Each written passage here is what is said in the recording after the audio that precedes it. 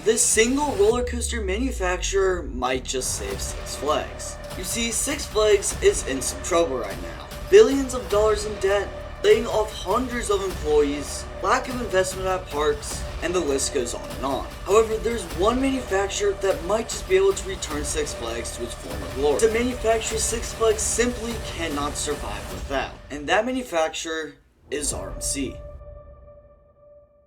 If you're unaware of who RMC is, RMC, or Rocky Mountain Construction, is a roller coaster manufacturing company based in Idaho. They specialize in taking old wooden coasters and turning them into hybrid coasters. A hybrid coaster is basically just a wooden structure with steel track on top. And they don't just replace the old wooden track with steel track either. They completely revamp these old wooden roller coasters and turn them into something truly special. And in the process of converting all these old wooden roller coasters, they have created undoubtedly some of the best roller coasters in the world. Steel Vengeance, Twisted Timbers, Twisted Cyclone, and they don't only convert old wooden coasters to these awesome hybrid coasters, you can also build some from the ground up, such as Zadra at Energylandia or Lightning Rod at Dollywood. They're some of the most beloved coasters on Earth. But for some reason, Six Flags doesn't really like them. So back in 2018, when Cedar Fair and Six Flags were separate companies, Cedar Fair decided to add 3 separate RMC roller coasters to their parks for the 2018 season. Those being Railblazer at California's Great America, Twisted Timbers at King's Dominion, and of course Steel Vengeance at Cedar Point. And honestly, everyone was super excited. We were going to finally get some awesome new RMC coasters over in the Cedar Fair chain. But we'll get back to Cedar Fair in a second, because over at Six Flags, they had been buying RMC coasters for years now. Even buying RMC's first coaster, or coaster conversion I should say, New Texas Giant, which instantly became one of, if not the best coaster at Six Flags over Texas. So naturally, seeing the success of this coaster, Six Flags obviously wanted to add some more, and later added Iron Rattler at Six Flags Fiesta Texas. And Six Flags continuing to see success with all of these iBox coasters, they began to add even more. They added Joker, Medusa, Twisted Colossus, Twisted Cyclone, Wicked Cyclone. They saw incredible success with each and every one. So naturally, Cedar Fair saw all the success Six Flags was having with RMC and wanted to give them a try. So as we said, Cedar Fair added 3 new RMC coasters for 2018. However, we had a pretty big problem. So you know Steel Vengeance at Cedar Point, probably one of the best coasters in the entire world?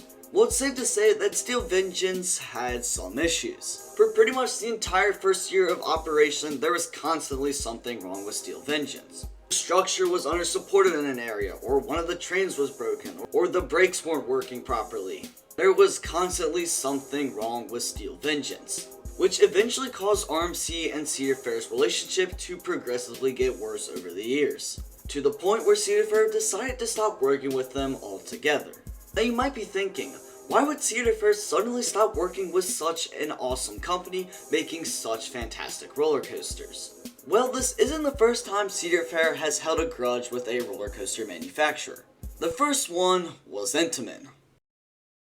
So you don't know who Intamin is, they're the roller coaster manufacturer who's, again, like RMC, made a ton of very excellent roller coasters. For example, at Cedar Point alone even, Millennium Force, Maverick, Top Thrill Dragster back in the day, Intamin was for sure a top-notch manufacturer. However, they made a very big mistake similar to RMC. You see, for King's Dominion, Cedar Fair wanted to go big. They wanted a big headlining attraction to really bring in a ton of people to King's Dominion.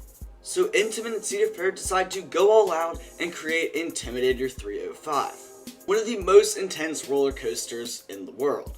And let's just say, it did not go too good. There were reports of people blacking out, and that scared a lot of the general public away from the roller coaster.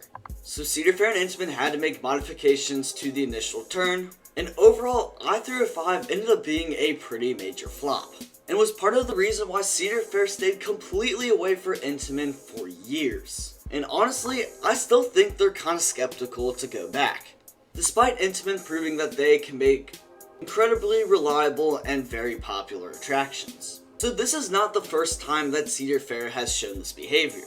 With the Cedar Fair and Six Flags merger occurring last year, along with the fact that Cedar Fair now owns technically a majority stake in the company, caused many people to worry that we would never see another RMC in the Six Flags chain again.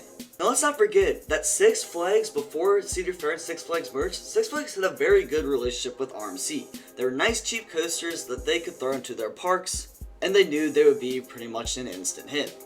And Six Flags even bought a couple of RMC's single rail roller coasters, again still having some pretty good success. But again, with Cedar Fair pretty much calling the shots now for the entire chain, it had many people worried that we're not going to see any more RMCs in the future. However, I think that's going to change, and not because they want to change, but more because they have to.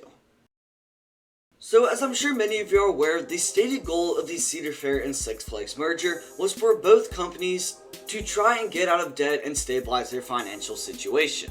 Six Flags had billions upon billions of dollars in debt left over from the early 2000s, and it was starting to become simply impossible to pay that all off themselves. To be honest, Cedar Fair was in a pretty similar situation, albeit not as bad as Six Flags. However, they were still in a very large amount of debt.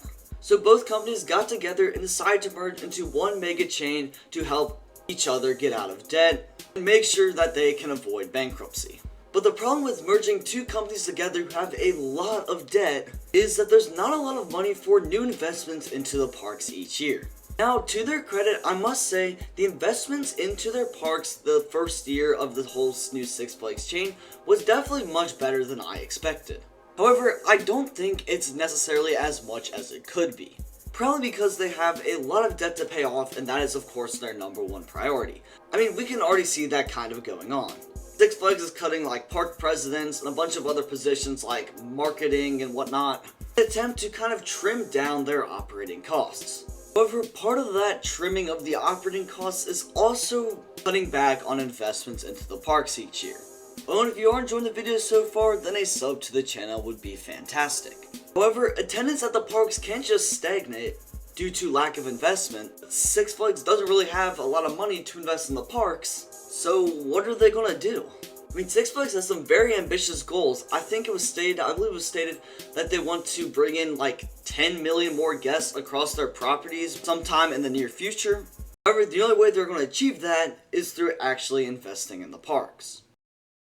So how exactly is Six Flags going to start investing into their properties?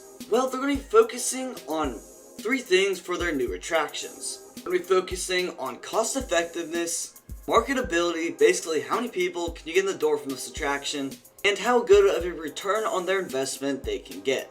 Basically, how much money can they make from their investment. So Six Flags really needs to find a manufacturer that can hit all three of these requirements. And luckily, Six Flags already has a perfect candidate, which is of course RMC.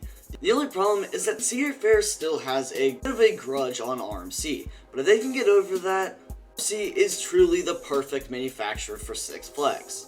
I mean, think of all the old wooden roller coasters you can find at pretty much any Six Flags park that are rough, uncomfortable, not very popular.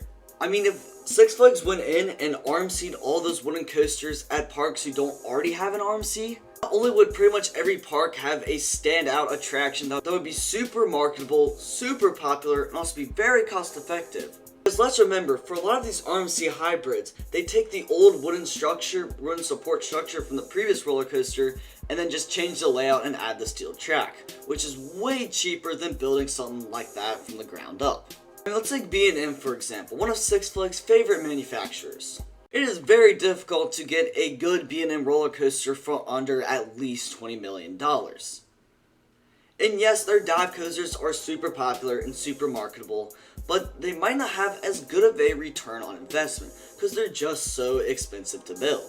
Whereas an RMC hybrid might only cost $10 to $15 million to build, but will still be just as marketable and just as popular. I think it would be a perfect fit in the eyes of Six Flags. However, we're still going to have to see if Six Flags and RMC can get over their grudges and finally begin working together. And RMC is not only confined to hybrid roller coasters either. Maybe Six Flags wants to invest in some single rail roller coasters at some smaller parks. Maybe the RMC T-Rex finally becomes the thing. Maybe they want to invest in some of those RMC T-Rexes at some bigger parks like Cedar Point, maybe Magic Mountain, Great Adventure, etc. I really think the future of Six Flags and RMC working together seems bright. However, Cedar Fair and RMC will still have to put the past behind them to make this whole situation work out. But honestly, I think they can do it. However, Six Flags finally working with RMC is not their only strategy for finally getting out of debt. In fact, Six Flags just revealed quite possibly their most genius strategy yet that could be a total game changer. So you want to find out what this game changing strategy is, check out the video on your screen right now.